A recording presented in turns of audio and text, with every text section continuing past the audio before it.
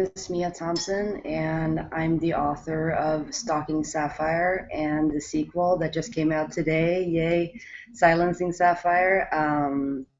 I just finished in my first Wattpad book club, and it was absolutely amazing. I think it's almost up to 65,000 reads right now, and that's a lot of people. So I'm couldn't be happier about how that went. Um, I just want to thank everybody at Wattpad, all the lovely comments, all the nice positivity from the young girls and boys there that have been so supportive for the past 7 weeks for the book club. And I hope everybody comes to read Silencing Sapphire, the second book. I'm right now waiting for a release party to start. It's 1 hour away, and I'm kind of celebrating already. I'm pre-partying with myself and you guys. So with that, I thought I would read chapter 3 from Silencing Sapphire so everybody can get a taste. Yes. Chapter 3 by Mia Thompson. That's me. An elderly woman burst out of the confessional, crawling into her handkerchief. Sapphire looked after her and stepped into the booth, feeling her nerves settle just by being in his presence. She should never have gone to Aston's. She went against her own rule, and the image of Beverly Hills' most attractive female cop in Aston's shirt was burned into her mind.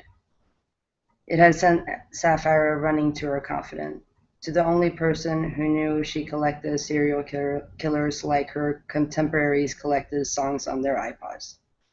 Holy crap. Did you go to town on that lady with the Hail Marys or what? She asked Father O'Reilly as she sat down. Can you make it 5 seconds before you fire off the blasphemy, Sapphire? He responded. I may have told her there was a chance she'd burn in hell for all eternity. For what? You know I can't tell you that. But I wasn't really listening anyway. Same old stuff. Unclean thoughts about the mailman. Envy over the neighbor's award-winning peach cobbler, yada yada yada. Sapphire frowned. She'd never heard him talk this way. He was one of the kindest people she knew, and his congregation meant more to him than he meant to himself. So what's on your mind? He asked. No, wait, let me guess. Unwanted marriage, wanted cop, and, as always, the main course, serial killers. Well, yeah, but do you have to be such a sourpuss about it? I have problems too. Does anyone care? No. Why am I always the one who has to listen to everybody else's problems? I'd assume it's because of the whole priest thing. Sapphire pushed her nose against the net. What's up with you? He bowed his head, remaining silent. Tell me it doesn't involve her and more boning. You know what they say, bony ones, shame on... Please stop saying bone. Father O'Reilly had slept with a woman in his congregation the year before. He had broken it off, but had been plagued by Catholics, priests shall not bone guilds ever since. Sapphire, I'm curious. Why are you so compelled to capture these men? Father O'Reilly asked harshly, changing the subject. Would you ask a painter or a chef the same question? Sapphire couldn't mask her defensiveness. Okay, let's put it this way, he offered. What do you want most at this very moment? Kinda want you to quit being a rude, other than that, I guess, my next killer. So, you can't break off the engagement with a man you don't want to be with because Beverly Hills will think you're a nutcase. And because you capture serial killers, you can't have any negative attention aimed your way. Yeah? You're pining for a cop who you can't have because he's after the serial catcher, which would be you. She knew where this was heading. Can we talk about something else? How about them Dodgers, eh?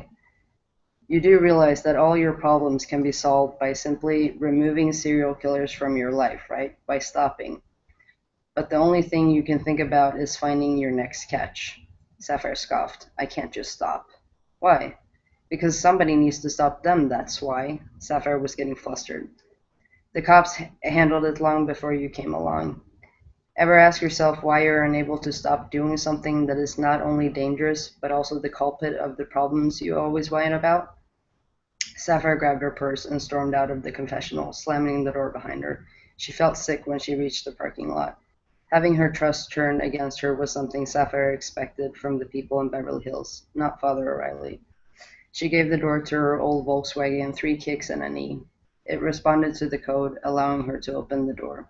She sat behind the wheel. The car's Febreze-resistant scent of decomposing Cheetos filled her nostrils. To Sapphire, the stench was the calming aroma of independence. It barely made her gag anymore. A knock made her jump. She rolled down the window, the lever coming off in her hand. What do you want? She tossed the lever over her shoulder, where it joined the other dead parts in the back seat. I'm sorry, kid. Father Riley smiled. I haven't been myself since the ordeal with the, boning, Sapphire filled in. Woman, he corrected, then braced his elbow against the roof. I still meant what I said, but I shouldn't have pushed something I knew you weren't ready for. Sapphire clenched the wheel. He watched her for a moment, then waved his hand. You know what? Forget what I said. I have a solution for you. Oh, yeah? Doubt it. Why don't you leave? Beverly Hills, I mean. It's not what you want in life, and the whole serial killer bit is, so just go. Yeah, right. Sapphire tilted her head. I get a weekly allowance from my mom. All my actual money is tied up in Charles's will, and I have nowhere to go. Father Raleigh mulled it over. Why don't you come live with me until you can get a job in a place of your own? Sapphire looked at him, surprised. Thanks, but, well, for starters, I can't leave Charles alone with my mom, and as much as I don't like it, being a Beverly Hills heiress has its benefits in the serial catcher department. I have the perfect cover. Why would I give that up? I hear excuses, he said softly. I think the big bad serial catcher is scared to leave the comfort of a society she doesn't even like. I think the priest is so scared to deal with his own issues that he's pushing everybody else's. You're obviously not happy here anymore. If it's so easy, why don't you leave? Father O'Reilly searched for words, conceding with a nod. Well played.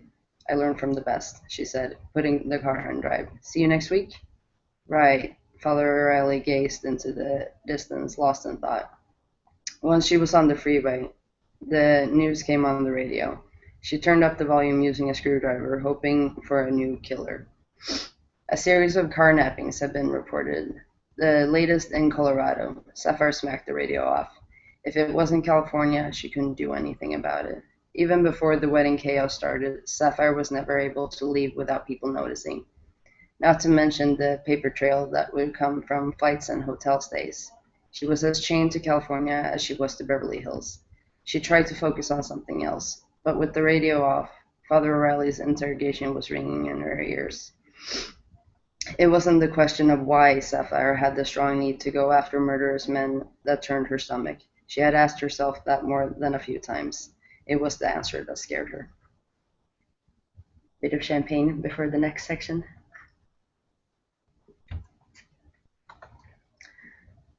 What do you think? Will it rain today? Richard Martin peered at the gloomy gray clouds through the windshield. She remained silent. The blood was everywhere. There were very few spots besides from the windshield which he had wiped clean that weren't covered in the red dried substance. It was even in the interior of the glove compartment, which was surprising considering it had been closed. I'm getting hungry. Shall we stop for breakfast? Richard Martin asked. The woman lay zombie-like in the passenger seat, her dead eyes staring at Richard. It was nice to have someone to talk to, even if she was deceased. He knew she was dead. He wasn't crazy, just a bit on the lonesome side. Before that predator ruined everything, Richard hadn't realized how much he'd enjoyed the human, non-killing interactions in his life. Every Friday, he'd have lunch with his coworkers at Smart Tech. He needed them to stay sane. It had been months now since that horrible night. She had been sitting in one of the bars where Richard picked his girls, dressed the way he liked. He had followed her out of the bar and into Garrison Forest. She had run, pretending to be scared. Then he had fallen into that godforsaken pit she had made. She stood over him with that look of superiority. Then she had laughed. Yes, she had laughed at him. Richard still heard that acidic laugh sometimes, ringing in his ears like a fire alarm. After she shredded his self-confidence to nothing, she called the cops anonymously and left. The police arrived within minutes. When they had questioned him, he had said nothing. It was the most humiliating experience of his life. To have his own victim turn on him was sickening. After he was sentenced to St. Quentin, he overheard two cops talking smack about him. They'd whispered its name, the serial catcher. He wasn't her first. She had spent years fooling and trapping murderers like him. And worse yet, the cops had kept it quiet, perhaps too embarrassed as well. Had Richard had his say, a national warning would have gone out. During the transport to California's #1 maximum security prison, Richard managed to get loose. He had set the prison truck on fire, killing the guards, and escaped with a single goal in mind, her, the serial catcher. He'd been traveling in and out of Los Angeles ever since, staying a week at a time. He always had to keep moving. He could not get caught before she was dead. Richard pulled into the diner, insisting to his co-pilot that he should pay for breakfast. He took her dead silence as concurrence and pulled out the petty change that was left from the hooker he snuffed in Colorado. Richard looked around.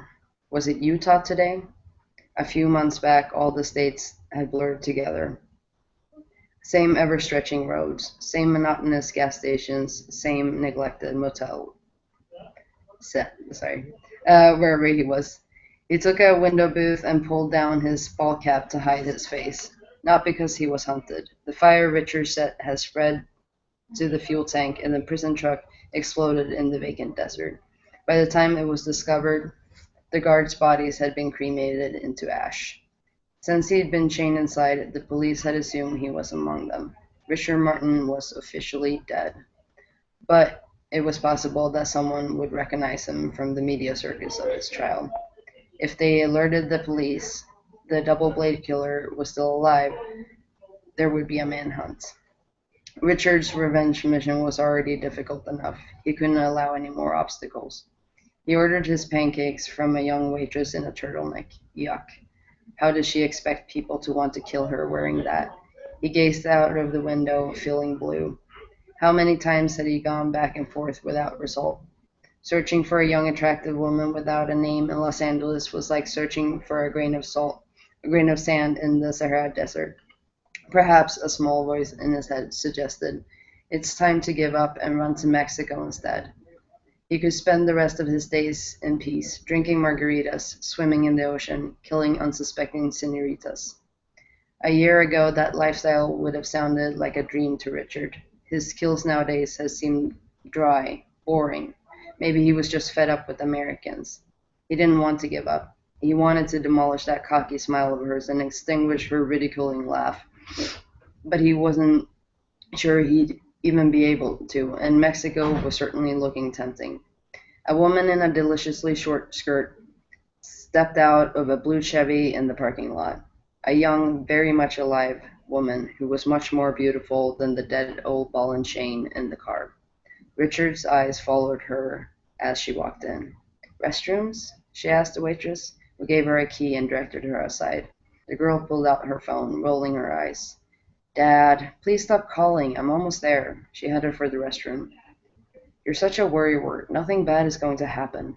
When she turned, Richard saw the back of her tightly fitting hoodie, featuring the University of California, Los Angeles, UCLA. Come, your future awaits. It was a sign. Destiny was telling him not to give up, urging him to continue on his mission. Pancakes? The waitress said, putting his plate down. On second thought, I'll take them to go, he said. Richard Martin would head for California to once again seek out the serial catcher. He smiled, filled with a strong, comforting sense. This time he would find her. He grabbed his pancakes and moved toward the restroom with a renewed pep in his step, off to meet his new travel companion. And drink before the next section.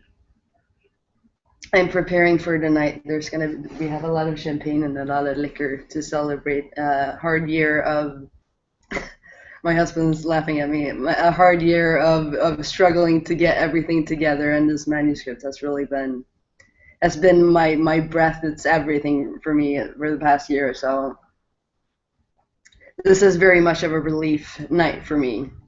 All right, final section. A job? Sapphire muttered as she pulled into the gas station. Who was Father O'Reilly kidding? What could she possibly put on her resume? Rich, spoiled, bagged 8 serial killers? Nobody would hire her. She got out, slamming the door. She grabbed the nozzle and stuck it in the Volkswagen as she watched the small TV above the pump. Thursday night, the female reporter stated, a young woman was brutally murdered in a parking garage after leaving her shift from the downtown Los Angeles strip club, the Golden Mirage, around 9 p.m. Sapphire was hooked. To her fans and co-workers, the exotic dancer was known as Amber, the reporter continued, but her real name was Jennifer Stark, and she is the third young dancer that has been killed from the establishment in the past few months. At the moment, the LAPD is not making any statement about the man dubbed the Stripper Slayer.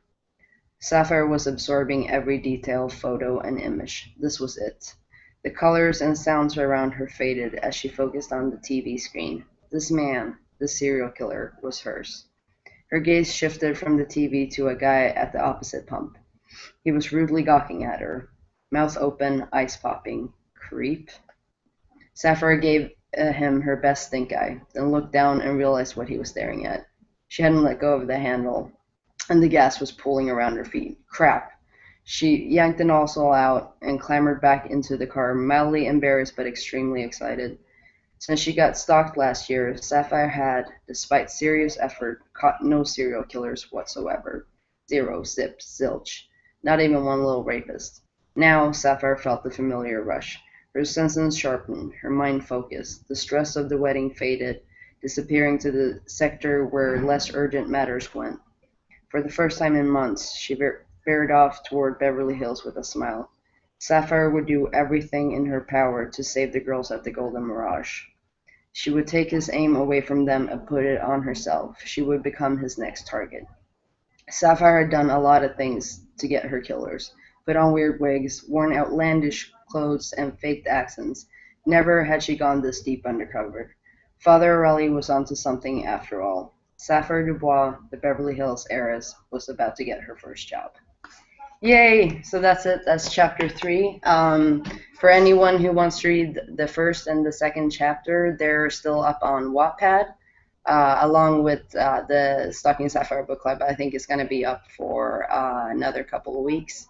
And that's pretty much it. Stalking Sapphire is right now on sale for 99 cents. I don't know how long it will last, but Stalking Sapphire, I think it goes for $3.99 right now. So, all right.